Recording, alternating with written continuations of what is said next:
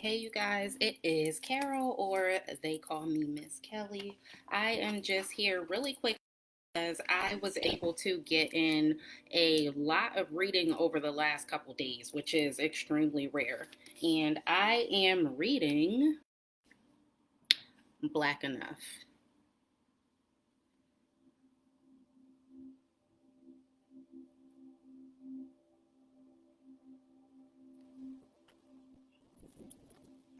So this is Black Enough: Stories of Being Young and Black in America, edited by E.B. Zaboy.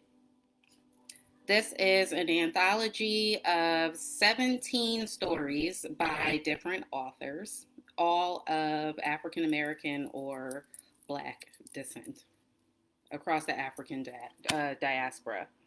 Authors include Justina Ireland, Varian Johnson, Rita Williams Garcia, Danielle Clayton, Kekla Magoon, Leah Henderson, Tochi Anabuchi, Jason Reynolds, Nick Stone, Liera Tamani, Renee Watson, Tracy Baptiste, Co Booth, Brandy Colbert, Jay Coles, E.B. Zaboy, and Lamar Giles. Okay, so again, and this is just like my brief review or reaction so far of what I've read. If you are on Goodreads, please add me. I am doing the Goodreads reading challenge for 2021. I am on book number 6 in my challenge. Okay, and I actually wrote notes this time. I find that after I read, when I do a free write based on what I read, then my thoughts are much clearer and I can share them with you guys much better. So I pull out my journal. The difference between knowing your shit and knowing your shit. You get it? A grammar, adjective. It was gifted to me from someone. This is who it's from. Inspirational, www.inspirational.media. Okay, so you can look it up. And it's hilarious because I am a certified English language arts teacher and I love to read and write. And the person who gave me this thought it was very fitting, especially with my personality. Okay, so in my journal, I do write the date and I write the time. Whenever I start a new journal, and I learned this from teaching my students for their interactive notebooks, I do a table of contents in the first few pages. I'm not going to show you that because it has notes, but I do like a table of contents in the first few pages, and then I organize my table of contents by the date. And then for some reason, the date is just important to me when I'm writing notes or my thoughts, because they change over time. So this is from today. This is fresh. Okay. And again, these are my thoughts on what I've read so far in Black Enough edited by E.B. Zaboy.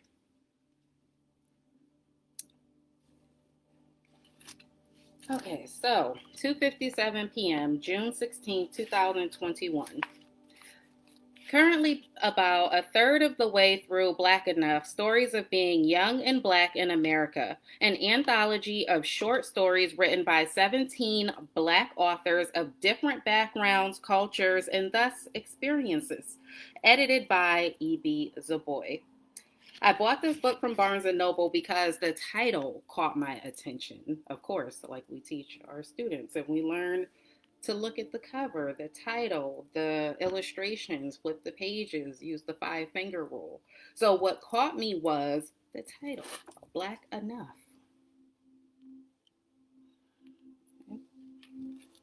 So growing up, I was told that I talked like a white girl, or I acted like a white girl, that I was too quiet, too nice, too shy, and was teased, believe it or not, because I had what was considered long hair, which for some reason was only associated with being white or Native American.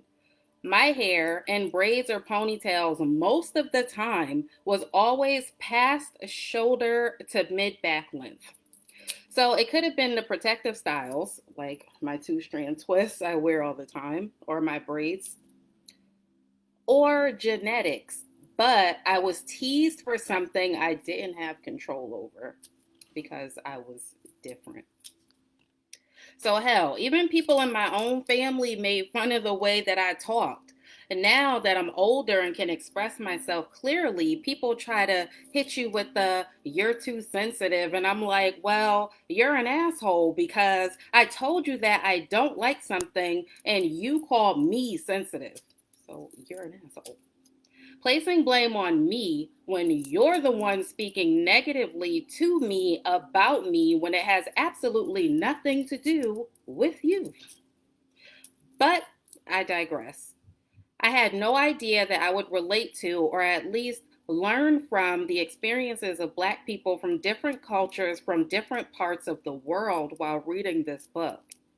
Mine being limited to the North American Black hip hop urban culture with slight emphasis on the importance of education, with a little "don't forget where you came from" type energy. So I was immediately taught a lesson in E.B. Du Bois' intro to the anthology when she educates the reader on her own Haitian heritage, especially since Haiti had the first successful slave revolt in 1804. Yet, when she moved to Brooklyn as a kid, she was teased by the other Black and Latino kids for not being Black enough. They had no idea, of course, what they were talking about, but well, because they were limited in their knowledge that all Black people look, act, talk, think, or like the same things. And it's just because this is so wait, and just because this is so, it shouldn't be labeled as not Black enough. Like just because this is so, it shouldn't be labeled as not being Black enough. So, understanding and appreciating diverse cultures across the diaspora is lacking. Then again, why not just learn from the new culture instead of speaking negatively about it? Why say the words, "you're not Black enough"? Or Oreo kept popping up in this book. Why not be quiet and listen, or better yet, effectively communicate? And it can go both ways.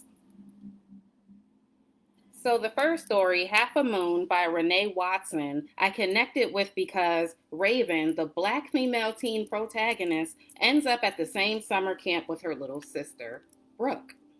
I say end up because Brooke and Raven share the same father. Brooke was born, I think, 7 years after Raven. They don't have the same mom, and they grew up in different homes. You kind of get the sense that Raven actually resents Brooke and blames Brooke for taking their father away. Their father is in Brooke's life, but not Raven's. There's more to this story, but I don't want to give too much away. If you want to read the first story, you have to get the book. Library, ebook, Amazon. The connection I made to Raven, the protagonist, the older sister, was that I also have sisters on my dad's side, and I love them, right? And we didn't grow up together, just like Raven and Brooke. I have my younger sister by just a few months, Sarita. Our parents were always trying to get us together, our mothers included, and grandmother. Like everybody was trying to get us together all the time. So we always knew each other as sisters and grew up in the same city. And it was awkward at first because we weren't close like I am with the two sisters I grew up with, lived with on my mom's side. Even so, we stayed in touch and we managed to reconnect throughout the years. On the other hand, I did not know that I had an older sister by a few years, Shantae, on my dad's side. So I knew about the younger sister, but I didn't know I had an older sister until I was like in middle school or high school. I even wrote to Sally Jesse Raphael. You remember that show, the talk show? I wrote to Sally Jesse L, like trying to look for my sister because I heard I had an older sister and all I knew was her first name. Like, it was crazy. So I didn't get to meet her until I was about 16 years old, I think, maybe 15, 16. But oh my God, when we did meet, some some of her family members on her mom's side looked at me like I was diseased. Like, I don't know, mind you, I'm 15, maybe 16 years old at the time. We meet for the first time. Didn't even know each other existed. I don't, at least I didn't. So her side of the family kind of looked at me like I was diseased because of my father, our father. So whatever he did to them, her mother, whatever, they looked at me like I was the problem. And I was only like 15, 16, like shy, quiet, smart as I don't know what, if I do say so myself, because I have a couple of degrees and I like to read a lot, so I'm extremely knowledgeable, right? I'm such a good kid. I don't cause anybody problems, nothing like that. But they still looked at me like, because of something our father did. Like, that made me feel like, right? Like, what the fuck, people? Like, I actually wrote that. Like, what the So I cried so bad that night. When I met her, like I was so excited to meet her, but then like I felt this nasty vibe from the family members, and I get it because it's like, my dad was with her mom first, and then I was born a couple years later. But at the time, it's like, so what? I'm a child. Yeah, you are grown adults, and that happened how many years ago? Some people, you hold on to the past, and then you like project that onto other people who are just had nothing to do with it, and then everybody tries to cover up secrets, and it comes out later on and it causes unnecessary drama. So yeah, that night I cried bad. Like I said, I was shy, I was quiet, I was too nice, I was not confrontational at all. So I avoided her, my sister, for a while, like a couple of years, because I didn't want to go through that type of feeling again, a feeling like rejected or feeling like something was wrong with me. I'm like, no, like now I'm the shit. Like I don't care what you think. You could not like me over there. At least be honest enough to keep yourself away from me. Now I know better. I was put in a position that I didn't think I would be in, but I definitely learned from that. So I avoided her for a long time because that was a horrible feeling. But then we found each other again as adults.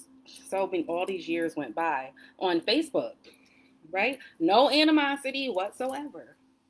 So Raven and Brooke in the story is called Half Moon by Renee Watson in Black Enough. The first story after the introduction. Raven, the protagonist, and Brooke, her little sister, eventually bonded at the camp that summer without relatives involved, with past trauma and personal issues soiling their time together, to get to know each other without prejudices. So I was able to do the same with my sisters on my dad's side. So Renee Watson's story helped me to see that the growth through the past, secrets, and pain. So it's all good here now. So being able to revisit the past through reading and then reflecting, like, okay, I get it now, but at the same time, this is not something I want to pass down to my own children. Like, I'd rather try to be as honest as possible. I think people were trying to protect the young and then not realizing the type of repercussions that type of protection can have when they become older. If people are just honest and authentic and deal with what comes from their actions, we could avoid much more hurt in the future. So let me know what you think. There are a couple other stories here that I related to, especially from a male perspective, because there are black male writers in here. And the first story was Black Nerd Problems, and it was a black male protagonist who worked in the video game store in the mall. That's the next one I'm going to talk about because I like that one too. Being able to see perspective of life from a black nerd male, because I'm a black nerd female. Like, that's, I'm comfortable in all my black nerddom. So let me know what you think. I'll be back next Wednesday to talk about the next story, Black Nerd Problems and Black Enough. So if you've read this and you would like to chime in, let me know. Okay? Let me know in the comments once I post this. And I'll see you next week, next Wednesday. See me Wednesday so you can get to know me, okay? They call me Miss Kelly, but you can call me Carol. All right? Theycallmemrskelly.com, proofreader, reader, writer, using these things not just as an educator, but as a form of self-care and growth and applying that knowledge to our lives. All right? Bye.